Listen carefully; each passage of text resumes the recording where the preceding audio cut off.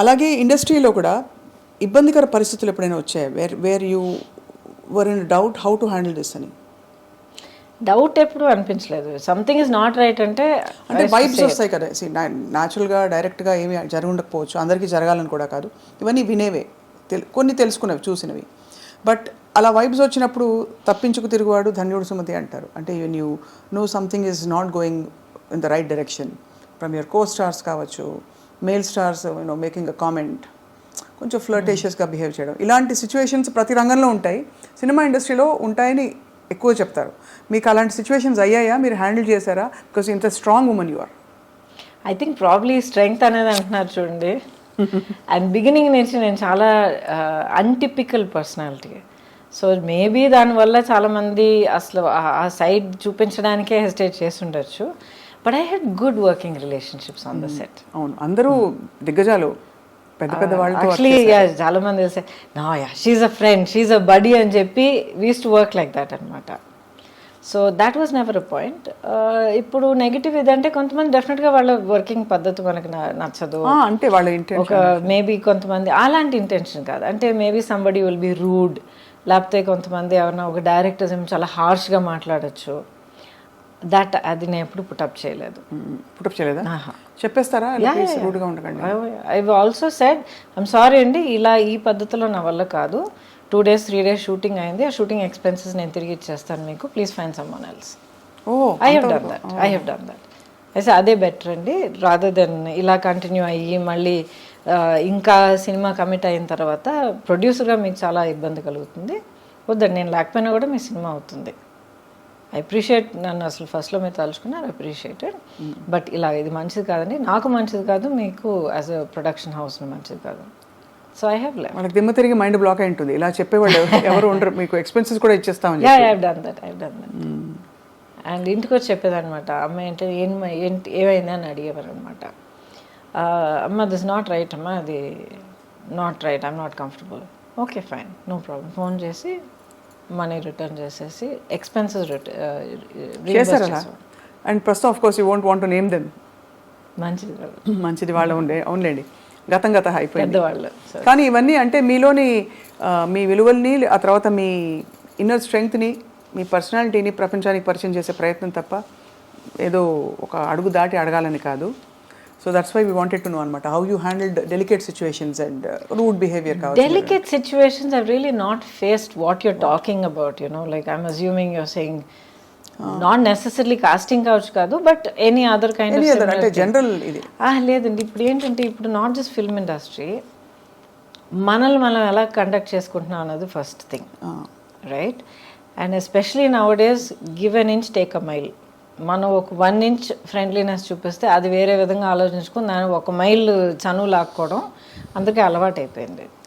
So మనం మన actions, మన ఆలోచనలు, వీ షుడ్ బి కాన్షియస్.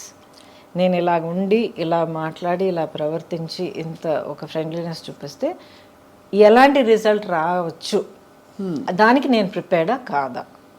దీంట్లో రైట్ అండ్ రాంగ్ అని నేను చెప్పట్లే, ఎవరిని నేను జడ్జ్ చేయట్లే, వాళ్ళ కంపల్షన్స్ వాళ్ళకు ఉంటుంది. అవును, కరెక్ట్. రెండో మనిషికి కూడా తెలియడానికి అవకాశం లేదు. Correct. But you first have to be clear, ఇలాంటి ఒక రిజల్ట్ దానివల్ల కలిగితే can I handle it, do I want to handle it? Yes అంటే it's your decision, if you say no find another way, as simple as that. అది కొంతమంది might not like it, other people will get use to it, as simple as that. ప్రపంచం అయిపోదు. మీ favourite co-star ఎవరు అంటే ఎవరి పేరు చెప్తారు గౌతమి గారు? బికాజ్ మీరు అందరూ అగ్ర హీరోల సరసన నటించారు, దాదాపు ఐ థింక్ అందరూ all South Indian stars you have acted with. Almost very few people have not acted with. Chiranjeevi garu లేదు, ఆయన టైంలో he was actually upset with me, ఎందుకంటే ఒక ఫిల్మ్ 3 films ఆ టైంలో అడిగారు అనమాట. కానీ ఐ ఫెల్ట్ సో బ్యాడ్. ప్రతిసారి ఇక్కడ ఆల్రెడీ కమిట్ అయిన ఒక సినిమా, యాక్చువల్లీ కోయిన్సిడెంట్లీ రజనీ గారి ఫిల్ము క్లాష్ వచ్చిందనమాట. అండ్ ఇప్పటిదాకా ఒక ఫిల్మ్ కమిట్ అయిపోతే ఏ కారణం కొద్ది కూడా అది ఆ డేట్స్ డైవర్ట్ చేసి ఇంకొకరు కూడా ఇప్పుడు దాకా చేయలే. I last good films, but అలాంటి కాంప్రమైజ్ ఎప్పుడు చేయలే. అది తెలుస్తుంది మీ ఖచ్చితంగా ఉంటారండి మీరు. మన వల్ల ప్రొడ్యూసర్కి మాత్రం ఇబ్బంది కలగకూడదు. ఒక ఫిల్మ్కి ఒక ఆ మర్యాద మనం ఇవ్వాలి. So I feel so bad. ఇవాళ దాకా I feel so bad. Maybe ఆయనకు ఒక రోజు పర్సనల్గా ఎక్స్ప్లెయిన్ చేయడానికి అవకాశం దొరుకుతుంది. But I feel bad. And Balakrishna garu, few people I not work, otherwise mostly అందరూ వర్క్ చేశాను. వెంకటేష్ గారితో బ్యూటిఫుల్ శ్రీనివాస్ కళ్యాణమే ఉంది. I know. కాకుండా of course Guru Sishyan with Rajini garu. ఓయా రజనీ గారితో చాలా చేశారు కదా. అది ఇంట్రెస్టింగ్. చాలా సినిమాలు చేసినట్టు అనిపిస్తుంది. బట్ ఈ 125 సినిమాల్లో ఆయనతో 4 సినిమాలు చేశా.